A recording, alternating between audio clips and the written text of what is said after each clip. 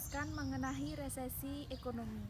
Resesi ekonomi yaitu penurunan signifikan dalam aktivitas ekonomi yang terbesar di seluruh perekonomian yang berlangsung lebih dari beberapa bulan. Biasanya terlihat dalam PDB real.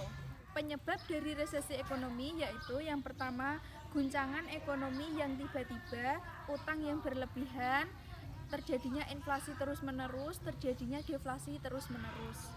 Ada dampak dari resesi ekonomi, yaitu bertambahnya pengangguran. Dua, sulitnya mencari pekerjaan. Yang ketiga, bisa terjadi pemotongan gaji atau tunjangan dan lain-lain. Yang keempat, berkurangnya hasil produksi produsen atau pemilik bisnis. Di sini saya akan melihat dampak resesi ekonomi yang dirasakan oleh pengusaha di desa saya. Apakah Taligoji juga merasakan dari dampak resesi ekonomi, yaitu penurunan omset atau penjualan minuman atau makanan yang tersedia di angkringan ini? Ya, penurunan drastis dari Taligoji karena adanya COVID-19. Ya, adanya COVID-19 ini bisa menurun dan juga bisa menurunkan gaji karyawan dikarenakan tidak seimbang dengan hasil omsetnya.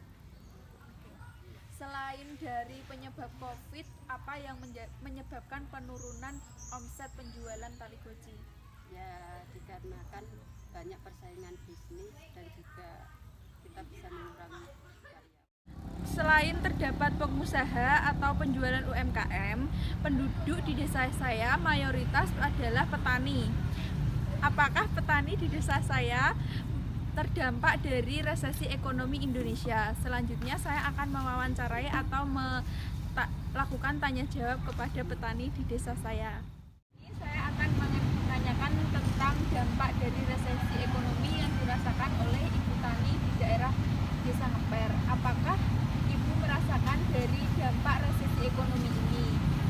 Apakah ada kemerosotan harga jual hasil panen?